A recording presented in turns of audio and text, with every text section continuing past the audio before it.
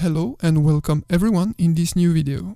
Today, I changed the topic of my videos on something a little bit different. Je reprends en français, ne vous inquiétez pas. En tout cas, si vous n'avez pas compris ce que je viens de vous dire sans les sous-titres, alors cette vidéo est parfaite pour vous. Mais d'abord, je vais vous présenter un peu le sujet.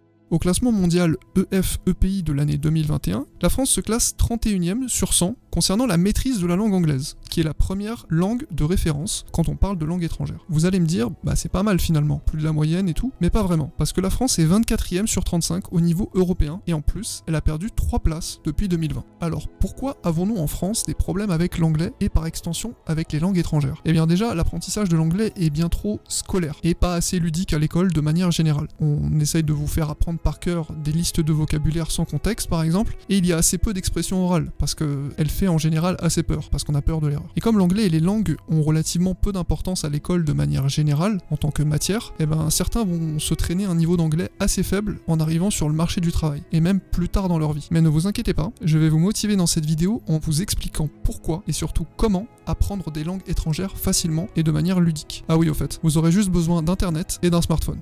Pourquoi apprendre des langues étrangères? Comme vous le savez tous déjà, le monde est aujourd'hui complètement ouvert à n'importe qui grâce à l'une des plus grandes inventions du siècle dernier, Internet. Vous pouvez contacter n'importe qui, n'importe où, à n'importe quel moment en 2 secondes, grâce aux réseaux sociaux, par mail ou par téléphone. En plus de ça, les frontières s'estompent de plus en plus, surtout en Europe. Et vous pouvez à tout moment voyager à l'autre bout du monde pour, allez, disons, 500, 600 € aller-retour. Il est quasiment impossible que vous ne bougiez pas du tout de la France dans toute votre vie. Est-ce que j'ai besoin de vous en dire plus honnêtement? Vous êtes toujours pas convaincu?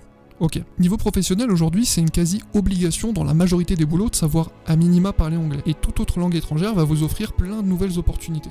Alors, vous doutez toujours? Pas de problème. Mais comment vous faites pour regarder vos séries préférées en VO et comprendre tranquillement sur les sous-titres? Et comment vous faites pour voir à quel point Tom Hardy est un monstre d'acting dans son rôle d'Alfie Solomon dans Peaky Blinders? Comment vous faites pour Netflix and chill avec votre amoureux ou votre amoureuse tout en comprenant tout en VO? Comment vous faites pour tout lire en anglais sur internet et tout comprendre? Genre les mêmes en tendance. Comment vous faites pour comprendre les tutos en anglais sur YouTube? Comment réparer l'alternateur de votre voiture par exemple? Hey guys, Chris Fix here, and today I'm going to show you how to replace an alternator. Ouais, bon, j'avoue, celui-là, je suis pas sûr. Enfin, vous voyez où je veux en venir de toute façon. Apprendre des langues étrangères, c'est un énorme plus dans votre vie. Vous pourrez discuter avec des étrangers et élargir votre façon de voir les choses, visiter d'autres pays du monde sans la peur de ne pas être compris par les autres, et même développer votre cerveau, travailler votre mémoire au lieu de vous ramollir le cerveau devant la nouvelle vidéo d'Amine et Billy. Je rigole, j'ai rien contre eux, je les aime beaucoup, ils me font marrer. Mais maintenant que vous êtes totalement convaincu, vous allez me dire, moi je veux bien, mais comment faire? En plus, moi j'aime pas apprendre, ça m'ennuie. Pas de problème, j'ai la solution pour vous.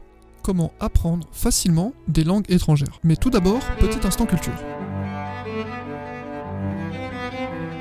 Il faut savoir que concernant le langage, il y a globalement 4 compétences plus ou moins différentes. La compréhension, l'expression, la lecture et l'écriture. Pourquoi plus ou moins? Tout simplement parce que la lecture est très liée à la compréhension et l'écriture très liée à l'expression. Ce qui nous laisse la compréhension et l'expression, car dans notre cerveau, 2 parties vont jouer 2 rôles différents au cours d'une discussion. L'aire de Broca, responsable de la motricité du langage, et l'aire de Wernicke, responsable de la compréhension du langage. Pour résumer grossièrement, quand vous écoutez quelqu'un parler, c'est l'aire de Wernicke qui s'active, et lorsque vous vous exprimez, c'est l'aire de Broca qui travaille. C'est pour ça que lorsque vous regardez une série en anglais, vous arrivez très bien à comprendre, et que ça devient beaucoup plus compliqué lorsqu'il s'agit d'expliquer quelque chose à un touriste qui vous demande son chemin. Vous allez donc devoir travailler ces 2 compétences ensemble pour apprendre une langue. Mais comment? Eh bien déjà, sachez qu'au-delà des cours particuliers que vous pouvez payer avec un professeur, vous avez plein d'autres moyens d'apprendre une langue qui sont bien plus ludiques grâce à la plus grande base de données jamais créée, j'ai nommé Internet.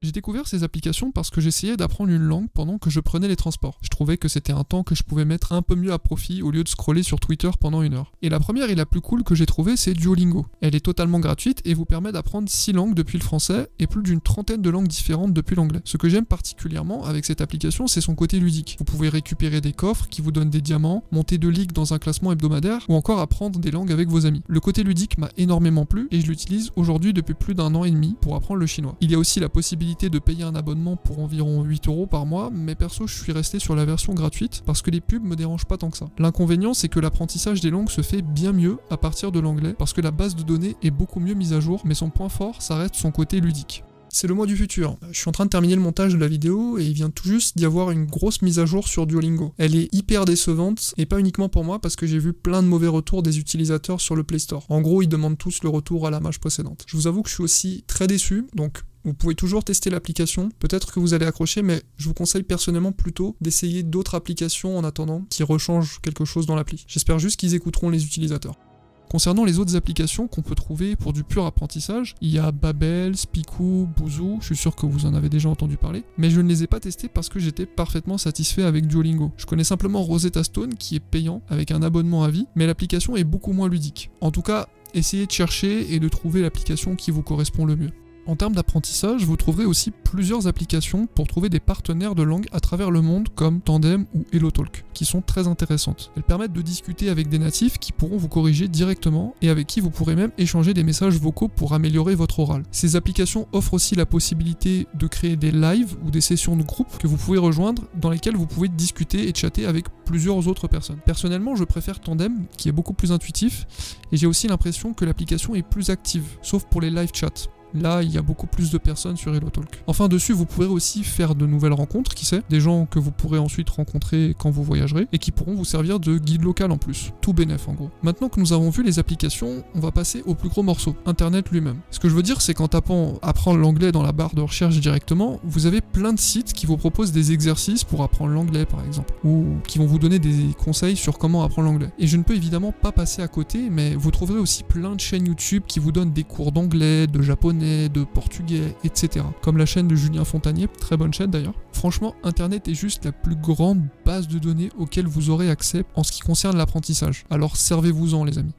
Bon, est-ce que j'ai personnellement des conseils à vous donner sur comment apprendre une langue? Je parle pour ma part français, anglais et polonais, j'apprends le mandarin sur Duolingo et j'ai quelques restes d'espagnol qui datent du lycée, mais bon, rien de fou. Le premier conseil et le plus important selon moi, c'est la régularité, tout simplement. Même si vous ne faites que 10 à 20 minutes d'apprentissage par jour, ce sera déjà très bien, et plus vous en ferez, plus ça rentrera vite, plus vous allez comprendre la langue et plus vous pourrez la pratiquer. C'est un cercle vertueux. En tout cas, c'est une question de discipline, mais je suis sûr que vous trouverez bien quelques minutes dans votre journée qui pourraient être un petit peu mieux investies. Mais si, je suis sûr que vous voyez de quoi je parle. Ensuite, sachez que lorsque vous commencez à maîtriser une langue, il faut toujours la pratiquer. Sinon, vous allez tout simplement l'oublier. Mais, plus vous maîtriserez de langue, plus il vous sera facile d'en apprendre d'autres. Pour finir, si jamais vous voyez ça comme une montagne impossible à gravir, sachez que la langue la plus facile à apprendre pour un français, c'est l'italien, qui possède en fait une similarité lexicale de 89% avec le français. Voilà, c'était le dernier petit point culture de la vidéo. En tout cas, j'espère que cette vidéo vous aura motivé à apprendre une nouvelle langue. Ne vous mettez pas la pression en investissant trop de temps dès le début, le but c'est de rester motivé sur le long terme. J'ai particulièrement apprécié écrire cette vidéo, donc si vous l'avez également appréciée, n'hésitez pas à liker la vidéo, à vous abonner et à activer la cloche. Je remercie tous ceux qui le feront, ça fait très plaisir. J'ai pas encore spécialement d'idées pour la prochaine vidéo, mais ce sera probablement un 5 bonnes raisons. Et en attendant, prenez soin de vous et à la prochaine les chouchous.